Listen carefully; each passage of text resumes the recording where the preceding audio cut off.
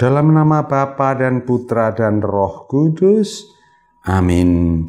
Tuhan bersamamu dan bersama rohmu. Inilah Injil suci Yesus Kristus menurut Lukas. Dimuliakanlah Tuhan. Lukas bab 15 ayat 1 sampai 3, ayat 11 sampai 32. Para pemungut cukai dan orang-orang berdosa biasa datang kepada Yesus untuk mendengarkan Dia. Maka bersungutlah orang-orang Farisi dan ahli-ahli Taurat, katanya, Ia menerima orang berdosa dan makan bersama-sama dengan mereka. Maka Yesus menyampaikan perumpamaan ini kepada mereka. Ada seorang mempunyai 2 anak laki-laki. Kata yang bungsu kepada ayahnya, Bapa, berikanlah kepadaku bagian harta milik kita yang menjadi hakku.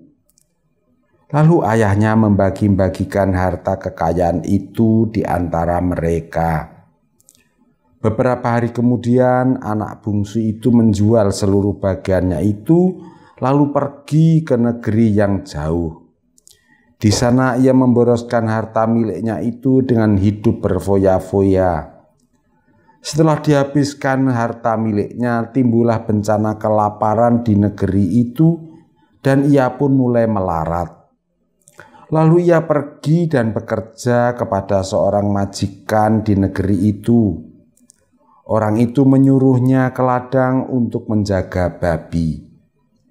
Lalu ia ingin mengisi perutnya dengan ampas yang menjadi makanan babi itu, tetapi tidak seorang pun yang memberikannya kepadanya.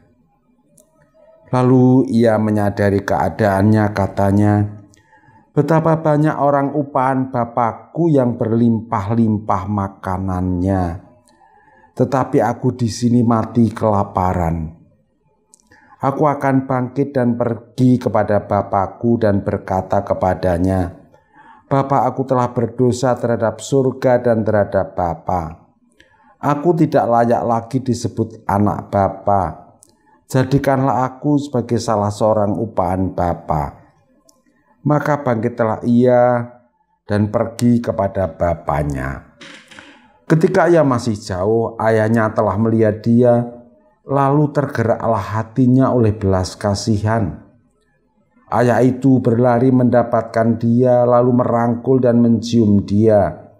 Kata anak itu kepadanya, Bapa, aku telah berdosa terhadap surga dan terhadap Bapa. Aku tidak layak lagi disebut anak Bapa. Tetapi ayah itu berkata kepada hamba-hambanya, lekaslah, bawalah kemari jubah yang terbaik, dan pakaikanlah kepadanya, kenakanlah cincin pada jarinya dan sepatu pada kakinya. Dan ambillah anak lembu tambun itu, sembelihlah dia, dan marilah kita makan dan bersukacita. Sebab anakku ini telah mati dan menjadi hidup kembali, ia telah hilang dan didapat kembali. Maka mulailah mereka bersukaria. Tetapi anaknya yang sulung sedang berada di ladang. Ketika ia pulang dan dekat ke rumah, ia mendengar bunyi seruling dan nyanyian tari-tarian. Lalu ia memanggil salah seorang hamba dan bertanya kepadanya, apa arti semuanya itu? Jawab hamba itu, adikmu telah kembali dan ayahmu telah menyembelih anak lembu tambun, karena ia mendapatkan kembali anak itu dengan selamat. Maka marahlah anak sulung itu dan ia tidak mau masuk. Lalu ayahnya keluar dan berbicara dengan dia. Tetapi ia menjawab ayahnya, katanya, telah bertahun-tahun aku melayani Bapa dan belum pernah aku melanggar perintah Bapa. Tetapi kepadaku belum pernah Bapa memberikan seekor anak kambing pun untuk bersukacita dengan sahabat-sahabatku. Tetapi baru saja datang anak Bapa yang telah memboroskan harta kekayaan Bapa bersama dengan pelacur-pelacur. Maka Bapa menyembelih anak lembu tambun itu untuk dia. Kata ayahnya kepadanya, anakku, Engkau selalu bersama-sama dengan aku, dan segala kepunyaanku adalah kepunyaanmu. Kita patut bersukacita dan bergembira, karena adikmu telah mati dan menjadi hidup kembali. Ia telah hilang dan didapat kembali. Demikianlah Injil Tuhan. Terpujilah Kristus.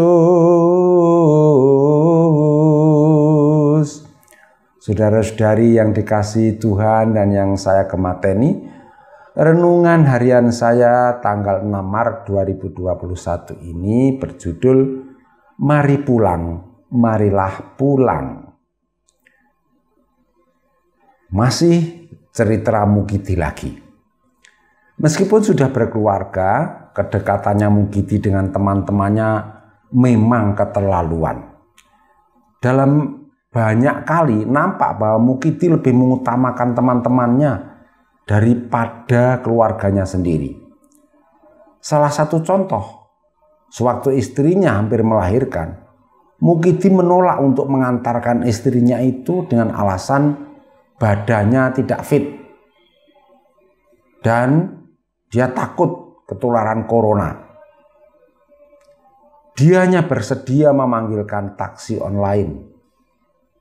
Sementara menunggu taksi, ia mendapat telepon yang mengabarkan bahwa temannya mengalami kecelakaan di Pati hampir mati. Tanpa pikir panjang, Mukidi langsung berangkat ke Pati dengan sepeda motor. Sayangnya, teman-teman Mukidi ini orang-orang konyol. Tidak bisa diandalkan, teman-teman yang tidak genah, tetapi akrab. Kali ini Mukidi sungguh-sungguh kapok. Kenapa? Sepulang dari Pati, Mukidi langsung ke rumah sakit tempat istrinya melahirkan. Nah, sebelum masuk rumah sakit, ia dites, di screening. Mukidi positif terpapar corona. Akhirnya dia diisolasi. Selama diisolasi, teman-temannya yang dihubungi hanya bereaksi dan Ketika dia mau pinjam uang, reaksi teman-temannya sama. Nggak punya. Nah, corona semakin menggila, Mukidi harus dirawat di rumah sakit. Itulah yang terjadi tahun lalu. Disitulah dia mengalami kesepian yang luar biasa. Cari uang sulit, bernafas saja sulit, boro-boro cari uang. Tetapi dia takut mati. Nah, itulah. Mulailah dia timbul kesadaran Mukidi bahwa akhirnya kalau nanti dia pulang, hanya keluarganya yang bisa mendukung dia, pemberi keamanan, keteduhan, dan kebahagiaan. Mukidi rindu pulang, rindu merapat pada keluarganya. Syukurlah akhirnya Mukidi pulang dan sembuh. Saudara-saudara, anak bungsu dalam kisah Injil itu tidak salah menurut aturan. Dia meminta warisannya. Setelah harta itu menjadi miliknya, dia mempergunakan bersama-sama dengan teman-temannya yang tidak genah itu. Itu haknya sendiri. Sejauh ini dia tidak salah. Uang dia punya sendiri kok. Setelah sampai di kandang babilah, dia mulai menyadari kesesatannya. Dia tidak salah, dia tersesat saja. Si manusia tersesat di kandang babi. Ternyata selama ini dia menyamakan dirinya dengan babi yang hobinya mencari senang dan mengejar nikmat. Makan, tidur, dan kawin. Pada titik inilah dia menyadari kekeliruan hidupnya. Syukur bahwa mengalami pengalaman pahit itu dia menjadi sadar kembali dan ingin kembali kepada kodratnya sebagai manusia, bukan babi yang berbentuk manusia.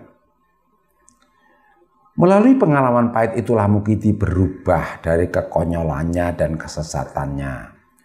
Saudara-saudara, seperti kita tahu, ada 3 cara orang itu bisa berubah. Pertama, melalui informasi, membaca buku, mendengarkan nasihat saleh, pelajaran, homili, dan lain-lain. Tetapi kira-kira 90% teori, 10% praktek.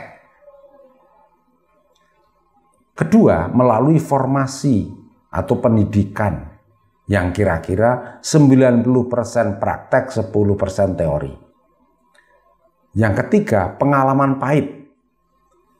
Posisinya Mukidi sudah dinasehati dan dididik orang tuanya, tetapi belum sampai berubah. Nah, kalau melalui pengalaman pahit saja orang tidak bertobat dan tidak berubah, ya sudah dienteni sak matine. Bagi Tuhan pertobatan tidak ada kata terlambat. Pertobatan itu berarti kembali kepada kodrat kita sebagai manusia yang diangkat anak Allah melalui sakramen baptis. Mestinya pengalaman pahit itu memancing kerinduan akan pengalaman manis. Sambil meninggalkan pengalaman pahit, orang bisa membayangkan pengalaman manis. Seperti anak bungsu yang membayangkan pulang ke rumah bapaknya, hidup sejahtera dan makmur. Maka pertobatan adalah semacam aktivitas pulang ke rumah keluarga kita. Suasananya adalah senang, seperti kita menyanyikan lagu, "Mari pulang, marilah pulang, marilah pulang bersama-sama." Itulah proses pertobatan. Pertimbangkanlah cara mana yang akan Anda pilih untuk bertobat, untuk berubah, untuk pulang sebagai anak-anak Allah. Amin. Kemuliaan kepada Bapa dan Putra dan Roh Kudus, seperti pada permulaan, sekarang, selalu, dan sepanjang segala abad. Santa Maria Fatima, doakanlah kami. Dan semoga kita selalu mengalami berkat Allah yang Maha Kuasa, Bapa, Putra, dan Roh Kudus. Amin.